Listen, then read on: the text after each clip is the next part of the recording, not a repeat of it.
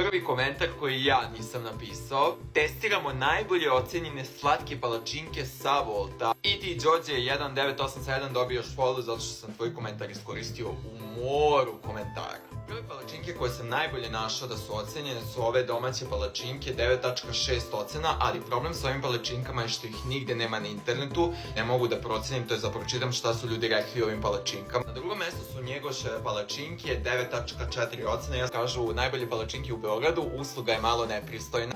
Obično najbolje, osim kad se jednom u 100 godina desi da je malo više peku, nadam se da nisam ja ta osoba jednom u 100 godina da idem tamo skoro svaki dan, volim njihove palačinke. Zamislite da vi svaki dan jedete palačinke. Ja jedem palačinku jednom u nedelju dana ili jednom u mesec dana. Ali ova šizofrenija, vidite, naručeno. Ubedljivo najbolje testo za palačinke ikada. Tanko, mekano, pečano, savršeno, samo po meni štede na kremu, a i ove su jedno skuplji palačinke. I sad ne znam da li se njemu sviđa ili ne.